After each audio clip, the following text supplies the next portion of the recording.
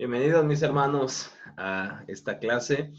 Continuamos con nuestro curso de predicación expositiva. Hemos hablado de diferentes tópicos, diferentes temas que nos ayudan a comprender y sobre todas las cosas a servir mejor a la iglesia a través de la predicación expositiva.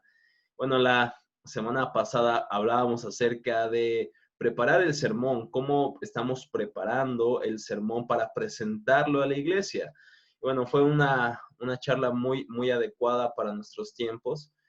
Y creo yo que esta clase es también muy importante para entender, para clarificar la forma en que aplicamos nuestros sermones. Así que, de hecho, así se titula la clase de hoy, Aplica el sermón. Ahora, yo quisiera preguntarles a mis hermanos que estamos acá, ¿por qué creen que es importante la aplicación del sermón? ¿Por qué es tan importante este punto en la estructura básica de nuestros sermones? ¿Por qué no terminar un sermón sencillamente en un momento de exaltación a Dios, de cualquier otra cosa? ¿Por qué tener una aplicación? ¿Cuál es la relevancia de la aplicación de nuestros sermones? A eso me refiero. ¿Alguien? ¿Algún voluntario?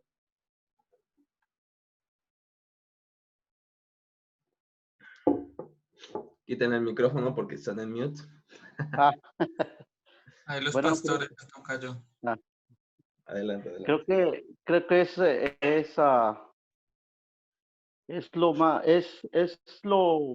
lo más importante en el sentido de hacerlo práctico para que los hermanos puedan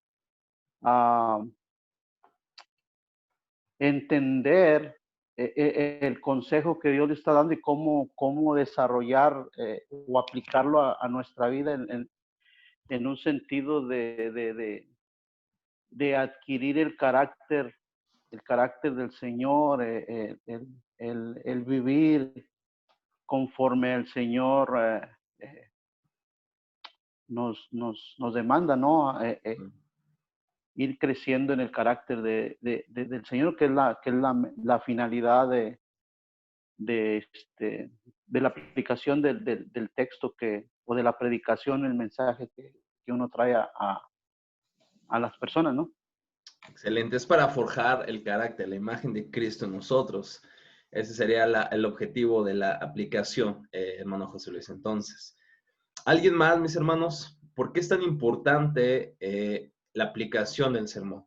Porque tenemos que decir que hay predicadores a quienes admiramos, a quienes realmente valoramos mucho de su trabajo, que piensan que la aplicación no es tan importante o incluso debería estar ausente de los sermones porque se cree que si hablamos de la aplicación estamos dudando incluso de la obra del Espíritu Santo en el corazón. Algunos dicen que no deberíamos tomar en cuenta la aplicación porque eso llevaría a nuestras iglesias, a nuestros oyentes, a vivir por obras, a ser legalistas, porque tienen que aplicar lo que han oído. Y muchos han dicho, para no correr ese peligro es mejor no meter la aplicación en nuestros sermones. ¿Qué piensan ustedes? ¿Por qué es importante la aplicación? Pues amigo, yo en lo personal te podría decir que estando bien pendiente de la iglesia es súper importante la aplicación, porque ya la aplicación nos está ayudando a algo. Digo, yo te puedo tener una verdad muy buena, muy contundente o ser muy claro en una verdad, Okay. pero si no ayudo a aquellos que yo les estoy hablando a que esa verdad la usen en su día a día, muchas veces al comentar una verdad sin la intención de que haga un acto, se queda en una verdad a secas, pero no en llevarla a cabo. Y creo yo que el llevar a cabo la verdad es realmente el cumplimiento de esa verdad. Ok, llevar a cabo la verdad, no solamente que le escuchen, sino que respondan ante esa verdad que están viendo, ¿no? O sea, están ante esa verdad que están escuchando. Está excelente eso, Alejandro. Ahorita vamos a analizar un poco esas palabras. Jonathan, labrador, ibas a comentar. Sí, entiendo que cuando el Señor te lleva te sientes movido a llevarle un mensaje a la iglesia es porque hay una necesidad en ella y tú conoces a la congregación en donde el Señor te ha llevado a servirle. Por lo tanto, ese sermón o ese mensaje o esa serie de mensajes son pertinentes a la comunidad. Pero si no hay aplicación, queda, a mi parecer, pudiera llegar a quedar en el aire el sermón, por más excelente sea la preparación, la exégesis y el abordaje del tema. Como decía el libro, es el clavo y el martillo actuando a la misma vez. No pensando que es que estás confiando en la aplicación para que la congregación lo vea en su día a día, como lo dice Alejandro, sino terminas confiando en el Espíritu Santo, que es el que aplica esa palabra en el corazón. El predicador habla al oído y el Espíritu Santo sella eso en el corazón. Pero sí es importante que de la mano del comunicador, que es el pastor en ese momento de ese mensaje, él pueda ver que ese mensaje es pertinente y la congregación puede escuchar de parte de su pastor o del que esté ministrando la palabra, cómo eso puede llevarlo en su día a día, cómo esa palabra es inherente a su día a día y lo puede vivir, que no quede en el aire, no sea un mensaje etéreo. Entonces entiendo que la aplicación, incluso tú puedes comenzar aplicando desde el inicio del sermón, como lo decía el capítulo, tú puedes comenzar ya con algo de aplicación, pero regularmente vas al final. Ok. Excelente, está excelente también eso. Vamos a abordar estas ideas que ustedes están hablando a través de esta clase. Creo yo que es un tema muy importante a enfatizar en la preparación de nuestros sermones y esperemos que esta noche podamos ver esas razones. Así que voy a avanzar en las diapositivas para que ustedes me sigan. Pero fíjense lo que dice Albert Martin, que fue un gran teólogo. Él dice la aplicación en la avenida que va de la cabeza al corazón.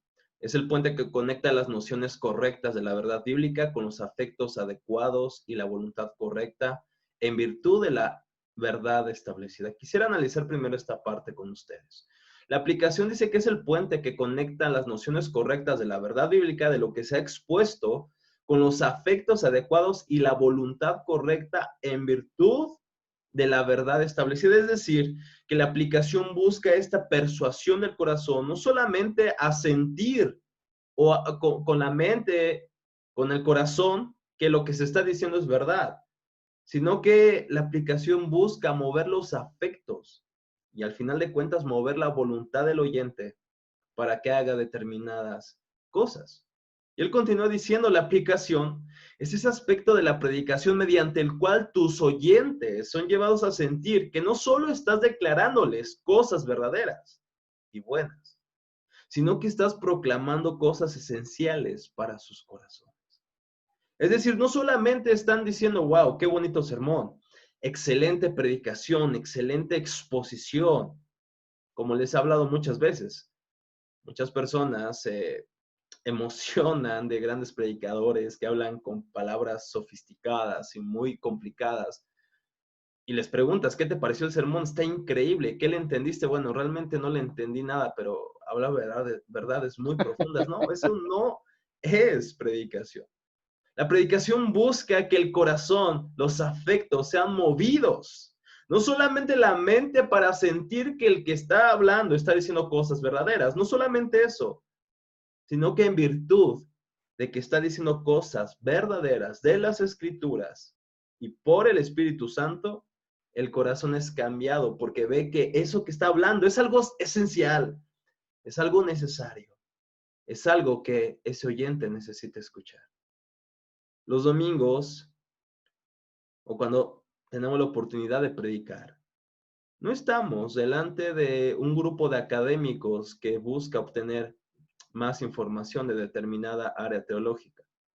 Estamos delante de la iglesia del Señor, que necesita el evangelio escuchado y proclamado una vez más, porque sus corazones, como dijo José Luis, necesitan ser transformados conforme al carácter de Cristo. Y dice Martin, si la verdad es el clavo, La aplicación es el martillo con el cual se fija esa verdad en el corazón de los oyentes. La verdad es la esencia de lo que estamos proclamando, pero la aplicación es realmente enseñarles a nuestra audiencia que lo que estamos diciendo no solamente es interesante, bonito o bueno, sino que es necesario para la transformación de nuestras vidas. Esta frase a mí me encanta, quisiera que usted la meditara. Les voy a pasar las diapositivas para que hagan un poco más puedan realmente, si es posible memorizar esto, estaría excelente. Pero fíjense lo que tenemos acá adelante. Dice Sujel Michelene en su libro, ya se regresó, en el libro que estamos estudiando, dice: el expositor bíblico no solo debe mostrar el significado del pasaje, sino también su relevancia actual. Mis hermanos, de hecho, eso es algo muy importante de entender. Y ahorita vamos a llegar a este punto en unas diapositivas más. Pero mis hermanos, nosotros no solamente somos ecos del mensaje, de alguna manera el texto que fue recibido por la audiencia original, aunque, como veremos más adelante, es importantísimo que entendamos cuál fue el significado y cómo los receptores originales entendieron determinado pasaje, determinada carta, determinada epístola, determinado libro de la Biblia. Pero también debemos mostrar a la iglesia que lo que estamos hablando no solamente es un recuento de hechos históricos que nada tiene que ver con ellos. Más bien, la Biblia tiene que ver mucho con nuestro corazón. Aunque la Biblia no trata de nosotros, trata de Jesucristo. Esto lo hemos hablado en otras clases cuando hablábamos de teología bíblica, que el centro de las Escrituras, el mensaje de las Escrituras, es Cristo. Es la gran narración de las Escrituras. Sin embargo, sí, las Escrituras tienen que ver con nosotros y tratan con nuestro corazón pecaminoso, con nuestra incapacidad para salvarnos, y nos muestran al Salvador, que es Jesucristo. Pero si nuestros oyentes no pueden ver que ese pasaje que estamos predicando, proclamando, se conecta con ellos, no solamente van a perder el interés de tu predicación, sino de todo tu ministerio en la predicación, porque dirán, bueno, Amén. Realmente es una exposición académica que no tiene nada que ver conmigo, los vas a perder. Porque no estás, de alguna manera, confrontando sus corazones con las realidades bíblicas. Así como vemos, y lo hemos hablado en otras clases, cómo ciertos pasajes a cierta audiencia trata con su pecado, con su idolatría, de la misma manera nuestros corazones hoy en día están luchando con el pecado y con la idolatría. Por lo tanto, el mensaje que fue de alguna manera enviado para cierta iglesia, para cierta audiencia, es igual de relevante para el día de hoy. ¿Por qué? Porque nuestros corazones siguen luchando con este mal llamado pecado. Y que en esta vida, por lo menos, vamos a terminar hasta el último suspiro luchando contra nuestro idólatra corazón. Y un día, hermanos, en la eternidad, nuestro corazón por fin será puro. Por fin podremos amar a Jesucristo totalmente y perfectamente. Mientras tanto, mis hermanos, luchamos aún con nuestros pecados. Luchamos aún con nuestro corazón terco. Y si no le hacemos ver a nuestra audiencia que así como los israelitas lucharon con su necedad, así luchamos nosotros. Así como los israelitas tenían que hallar su salvación en Cristo, así como la iglesia del Nuevo Testamento necesitaba hallar su salvación en Cristo, así de la misma manera hoy, hermanos, necesitamos hallar nuestra salvación en Cristo Jesús. Por eso, mis hermanos, es importante mostrarle a la iglesia que las verdades que estamos predicando no son verdades ajenas a ellos, son verdades profundas que tienen que ver profundamente, intencionalmente con ellos, porque nuestro corazón no es muy diferente a los israelitas.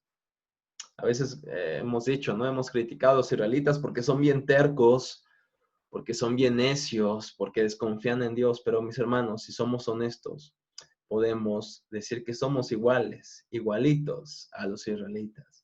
Tercos, necios, incrédulos, y necesitamos ser confrontados con las verdades bíblicas. Así que las Escrituras, cuando predicamos, No estamos delante de un grupo de académicos que nada tiene que ver lo que estamos diciendo con su vida. Tiene que ver mucho con su vida. Y estamos hablando delante de la iglesia de Dios, compuesta por obreros, compuesta por amas de casa, compuesta por arquitectos, por administradores, por todos los tipos de oficios que te puedas imaginar, pero que sigue luchando con su corazón para hallar la salvación que se halla únicamente en Cristo Jesús. Si la iglesia no puede conectar su vida con lo que tú estás hablando, perderás a la iglesia, perderás su interés. Por eso es muy importante, hermanos, usar ilustraciones que podamos nosotros conectar con nuestra vida práctica. Por eso es indispensable no solamente exponer un texto después de haber hecho nuestra exégesis, exponer un texto en su contexto histórico, gramatical. Es importantísimo, es esencial eso. Pero no solamente deberíamos hacer eso. Deberíamos usar ilustraciones y aplicaciones de cómo esa verdad histórica, inspirada por el Espíritu Santo que vemos en las Escrituras, es relevante para los cristianos del siglo XXI. Porque volvemos a lo mismo. Esa palabra fue inspirada no solamente para esta primera audiencia, sino también para nosotros. Es lo que dice Pablo. Esto se escribió para nosotros. De la misma manera, mis hermanos, todo lo que vemos en las Escrituras, en los 66 libros, se escribió para el creyente aún del siglo XXI y hasta que Cristo venga. Las Escrituras son relevantes para los cristianos de todos los tiempos, de todas las épocas, de todas las naciones y de todas las culturas, porque lamentablemente la condición del corazón es universal. Así que por esto deberíamos darle a nuestra audiencia un mensaje que sea relevante para ellos. Relevante me refiero a que los confronte, no a que los entretenga. Aquí hay que hacer una distinción. Porque cuando hablamos de relevancia, normalmente se entiende algo como que sea catchy, que sea algo entretenido, que sea algo que llame la atención, algo que entretenga. No me refiero a eso, sino relevante. Uso el término en este sentido, en que pueda confrontar el corazón de nuestra iglesia, de nuestra audiencia, así como las Escrituras confrontan el pecado de la audiencia original a la que se escribió determinada carta, libro o texto. ¿Alguna duda hasta acá, mis hermanos? ¿Algún comentario? ¿Alguna herejía? Todo bien, Rafa. Excelente. Qué bueno que no dijeron herejía. Dice Sugel Michelén, un sermón eficaz. Es eficaz cuando el predicador es capaz de aplicar las Escrituras conforme a la intención de las Escrituras. Aquí ya vamos a desarrollar esto que acabamos de decir.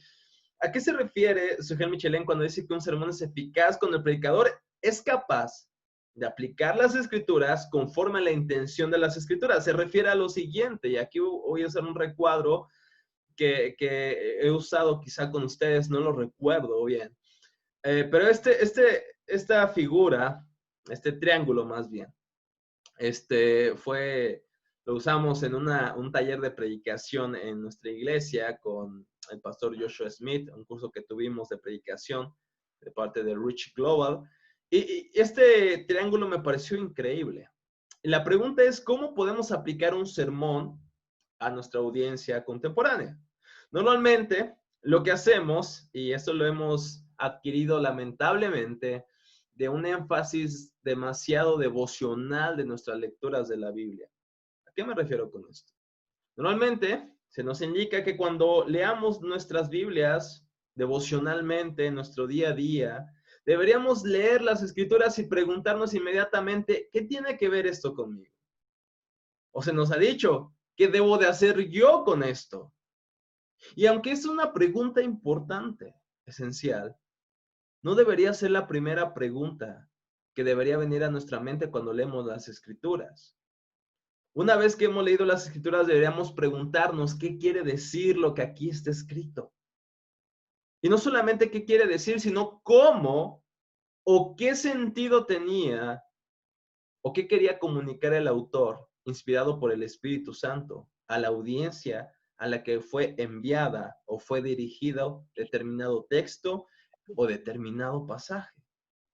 Porque normalmente lo que hacemos es invertimos las cosas. Normalmente vamos lo que dice la Biblia y qué es lo que tiene que ver conmigo, ¿no, hermanos? Primero tenemos que ver lo que significa el texto, lo que quiere decir el texto para la audiencia original y después, ahora sí, hermanos, ¿qué aplicación tiene esto para mi día a día?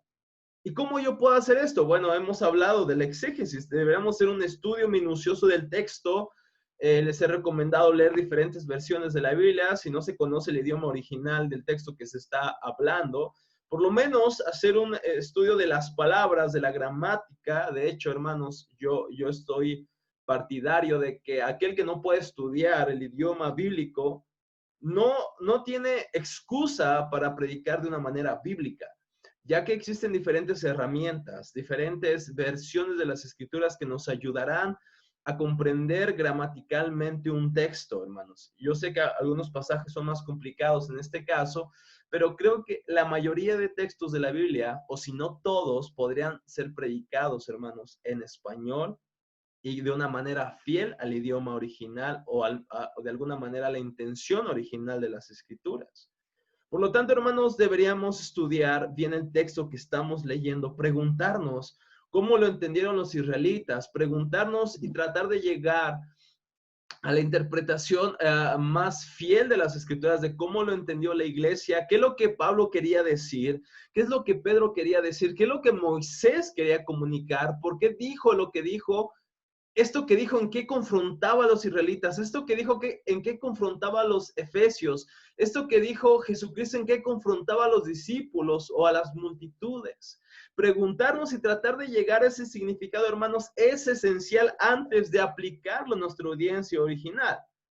Porque tenemos que entender que hay determinadas frases, determinadas palabras que en su contexto histórico, cultural y gramatical quieren decir determinadas cosas que si no las estudiamos con su debido cuidado podemos tener una aplicación errónea, incluso teniendo buenas intenciones. Porque no somos de alguna manera cuidadosos en verificar que lo que estamos diciendo realmente, lo que Pablo quiso decir, lo que Pedro quiso decir. Así que si no saben griego, si no saben hebreo, esto no es excusa para predicar de una manera errónea. Deberíamos usar diferentes versiones. Yo les he hablado de las versiones formales, como la Biblia de las Américas, la Nueva Biblia de las Américas, que es casi lo mismo, la Reina Valera incluso, otras Biblias, y pueden, después de haber usado estas Biblias formales o traducción formal, pueden usar Biblias de traducción dinámica, la NBI, la NTV, para tratar de comprender la esencia del pasaje. Hay diferentes léxicos también, diferentes diccionarios que nos ayudarán a comprender mejor lo que el texto quiere decir, hermanos. Y esto es una tarea ardua. De hecho, hermanos, ¿por qué es tan fácil? ¿O por qué más bien es más seductora la idea de leer la Biblia y tratar inmediatamente de buscar ir a la aplicación? Porque eso nos ahorra mucha chamba.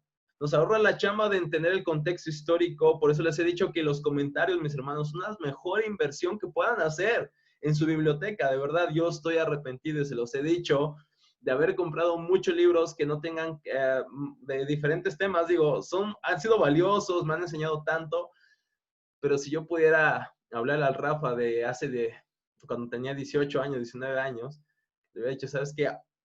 Compra comentarios bíblicos, compra más comentarios, trata de invertir mejor tu dinero en esto, porque hermanos, eso es muy importante, porque los comentarios nos van a ayudar mucho a esto. Sí, José Luis. No, es que estaba leyendo un mensaje que pusieron ahí. Ah, ok. Y cuesta platica, dice. Sí, cierto. A ver, déjenme, lo veo los comentarios. El logo, sí, exactamente. Sí, exactamente, Jonathan. Logos es muy buen recurso para este tipo de herramientas que necesitamos. Hay muchas cosas que nos ayudan, por ejemplo, para entender el contexto histórico de una palabra o de un texto. Por ejemplo, si no sabemos, como hemos dicho, el idioma original, nos da la transliteración o, ¿cómo se le llama esto?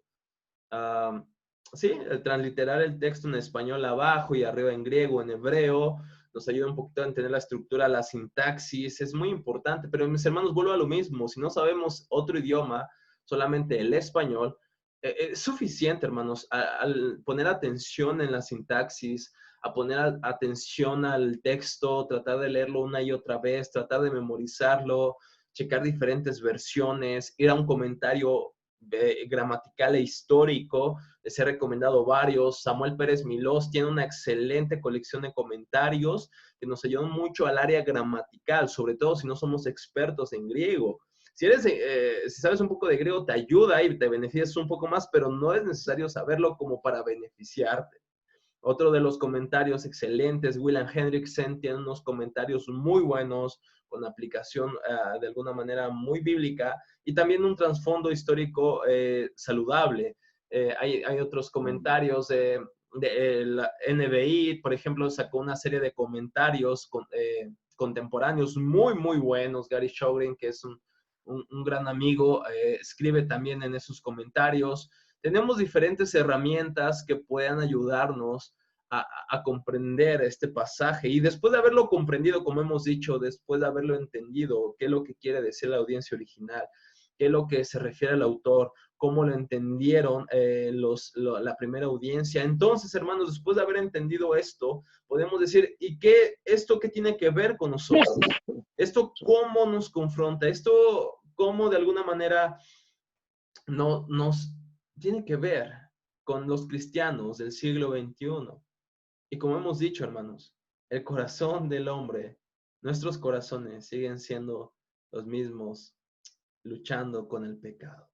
Así que tiene que ver mucho, pero es muy importante, hermanos, como dice Sujel Michelén, aplicar la intención de las Escrituras. ¿Cuál es la intención del Espíritu Santo al escribir esto? Y ese es el gran trabajo del predicador. Es el gran trabajo del exegeta bíblico. Es el gran trabajo de aquel que se prepara para enseñar y predicar a la iglesia. Tratar de comprender cuál es la intención del Espíritu Santo al escribir lo que se escribió. Y hermanos, eso requiere mucho tiempo. Ustedes se darán cuenta, hermanos, que la predicación de 1 hora normalmente lleva una decena de horas prepararla. Y eso es algo muy arduo. Decíamos que la predicación expositiva es a veces chocante y no tan seductora en este sentido, porque requiere mucho trabajo para que solamente prediquemos 1 hora. Cuéntenme sus experiencias, hermanos, con esto. ¿Están frustrados por esto? ¿Se han topado a veces diciendo, híjole, ¿por qué predico expositivamente si es mucha chamba? ¿Vale la pena, hermanos? ¿Vale la pena? Es mi pregunta. ¿Qué piensan? Sí, sí vale la pena. Vale la pena. Vale la pena, sobre todo... No vuelvo atrás. Es excelente, Jonathan. Y sobre todo lo que nos pusiste en el chat, ¿no? En el grupo, ¿no? El que la iglesia atesore más al Señor y su palabra y ame más a Cristo es la mejor recompensa que jamás obtendremos. Una de las cosas que haces cuando te expones tú te expones a la palabra de Dios, a exponerla, te impacta primero a ti, ¿no? Te impacta tu vida a ti.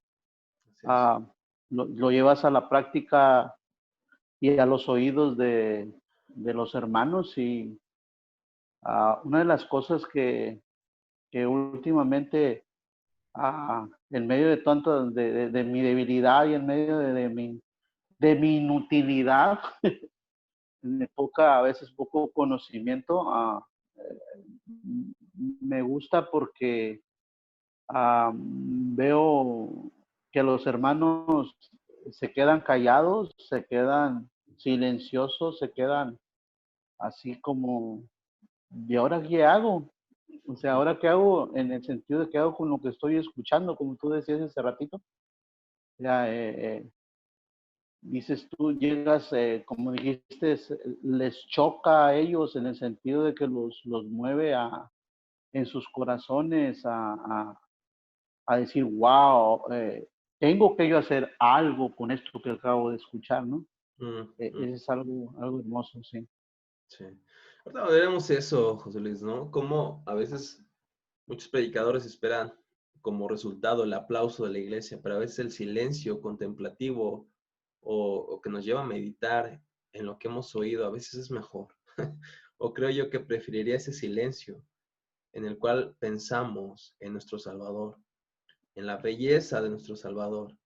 Y no solamente que la iglesia diga qué debo de hacer, sino sobre todo en quién debo confiar. Porque no buscamos que la iglesia haga ciertas reglas para vivir moralmente. Porque la iglesia, ahorita vamos a ver esto, debemos instarla a vivir en santidad. Debemos instarla a la iglesia a permanecer en la palabra de Dios. Debemos instar a la iglesia a seguir en la oración, a ser santos, a buscar al Espíritu Santo para mortificar los deseos de su carne, pero sobre todas las cosas, hermanos, sabemos que la iglesia no lo va a cumplir. Sabemos que va a fallar, sabemos que nosotros mismos vamos a fallar. Sobre todas las cosas, hermanos, en la aplicación buscamos que el corazón repose en el Evangelio. Que repose en el único que ha podido cumplir fielmente la palabra del Señor. El único que no falla, el único que ha sido santo. El único en quien encontramos los méritos para ser justificados delante del Señor. En que confiamos que un día seremos santificados completamente. No solamente buscamos que la iglesia diga qué debo de hacer, sino sobre todo que reflexione en el Cristo en quien confía para hallar su santificación y esperar su glorificación, donde un día ya no lucharemos con estos pecados que nos acechan cada día. Excelente está eso, José Luis, gracias.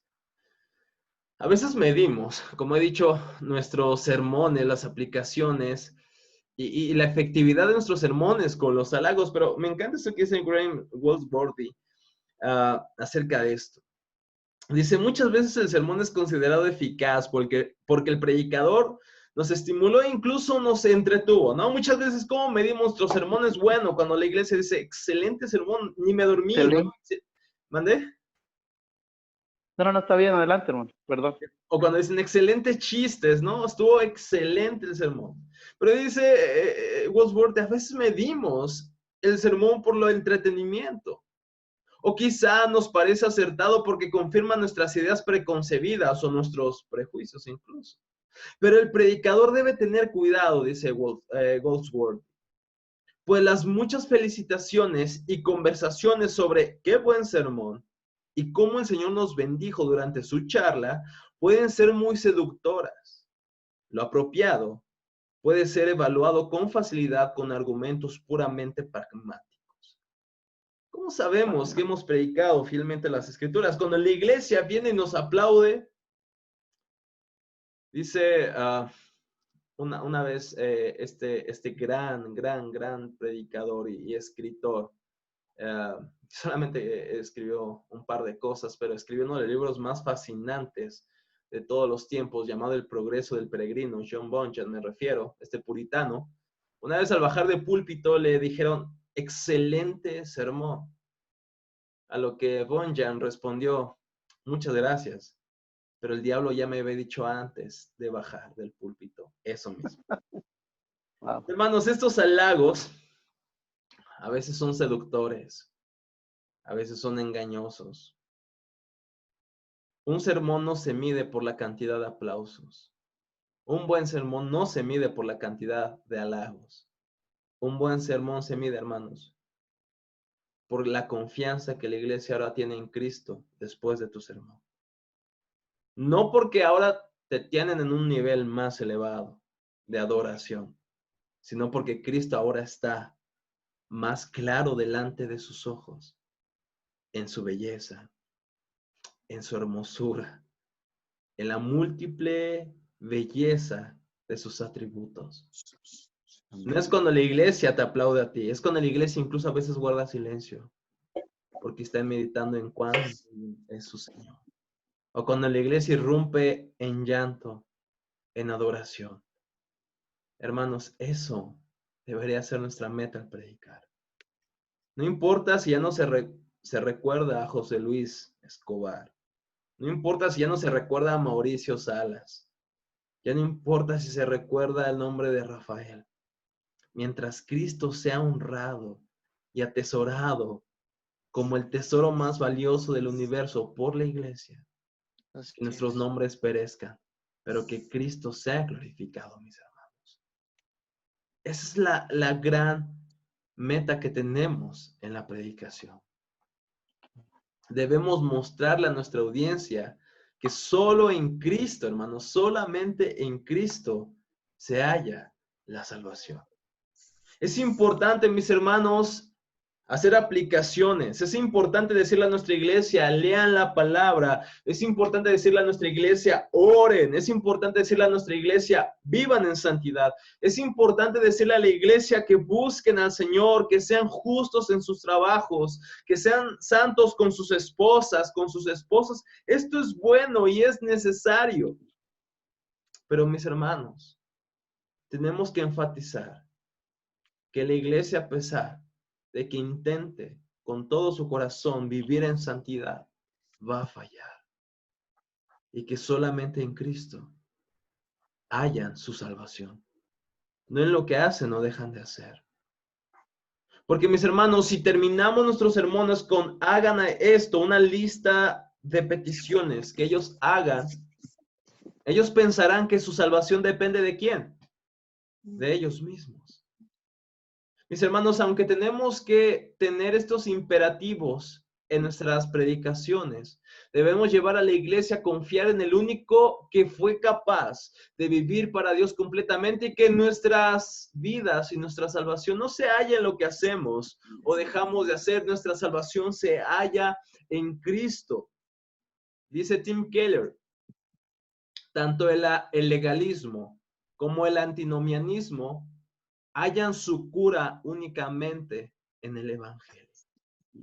¿Cómo podemos evitar que nuestra iglesia sea una iglesia legalista que trate de salvarse por sus obras? Bueno, apuntando al Evangelio, que Cristo fue el único que pudo cumplir los requerimientos de la ley y que en confianza en Él podemos hallar salvación y aceptación delante del Padre, no por lo que hagamos, sino por lo que Él hizo. ¿Cómo libramos a la iglesia de ser de caer en el antinomianismo, en el liberalismo, en el libertinaje? Hacerles saber que Cristo cambia nuestras vidas y que no es posible tener un cristianismo sin transformación del corazón. Tanto el legalismo como el antinomianismo hallan su cura solamente en el Evangelio. Osworthy nos ayuda otra vez a entender esto. Dice, el Evangelio no solo define el problema y la respuesta de Dios a este, debe definir también los términos cristianos a utilizar para evaluar sermones. No se evalúan por los aplausos, no se evalúan por los halagos, no se evalúan por qué buen sermón. Dice Wordsworth, las primeras preguntas que debemos hacernos no deben ser ¿qué fue lo eficaz? ¿Fue de ayuda o nos bendijo? Como normalmente decimos, sino ¿de qué forma el estudio o sermón dio testimonio de Cristo y su evangelio como poder de Dios para salvación? Esa pregunta debería estar, hermanos, presente en nuestros sermones después de terminarlo. ¿Cómo mi sermón ayudó a la iglesia a confiar en Cristo, en el evangelio como poder de Dios para salvación? Porque esa debería ser nuestra meta en nuestro sermón, no solamente en nuestra aplicación, sino en todo el sermón. Porque, hermanos, Cristo es el gran tema de las Escrituras. Y si Cristo es el gran tema de las Escrituras, Cristo debería ser el gran tema de nuestros sermones. Vuelvo a repetir, la aplicación normalmente la entendemos como estos imperativos, estos mandatos que le decimos a nuestra iglesia, hagan esto, hagan aquello. Pero mis hermanos, cuando vamos a las Escrituras y predicamos, debemos señalar a Cristo, el único capaz de obedecer al Padre 100%. Es en Él que hallamos nuestra esperanza. Es en Él que hallamos nuestra salvación. La aplicación es Cristo. No sé si Mauricio está llorando. Ya están hablando en lenguas, creo. Sí, creo yo, Mauricio, que Ahí está, ya lo interrumpieron. Perdón, son mis hijos. Tranquilo, hermano. Saludos, están en la clase excelente, desde niños ya están preparándose. Mis hermanos, pero esto debemos entenderlo muy, muy bien. Y bueno, quisiera terminar con esa frase de Tim Keller, que es excelente. Dice Keller que siempre que expliques un texto bíblico, no has terminado hasta que demuestres cómo éste explica que no podemos salvarnos a nosotros mismos y que solo Jesús puede hacerlo.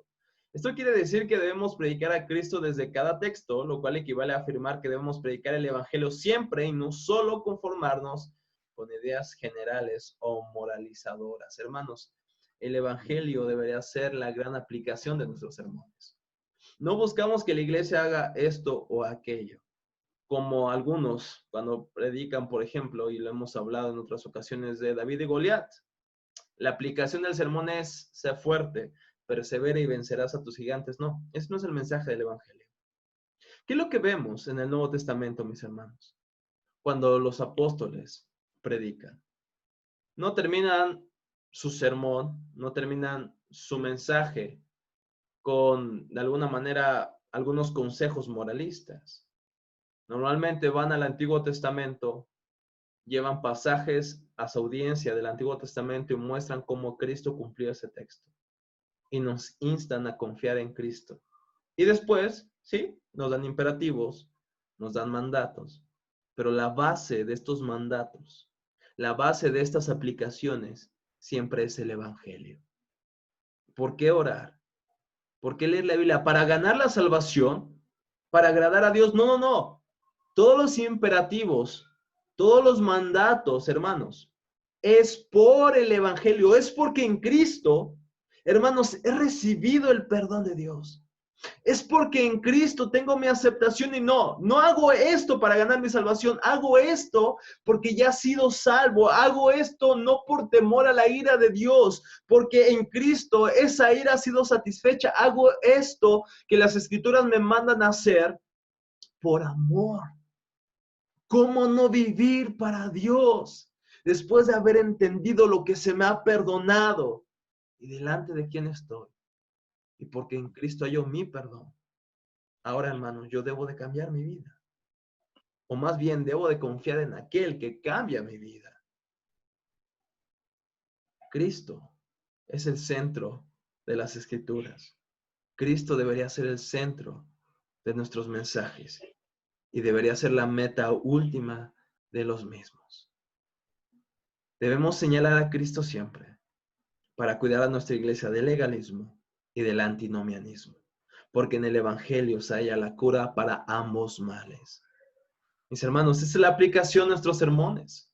Y con esto damos por terminada la clase del día de hoy, mis hermanos. ¿Alguna pregunta?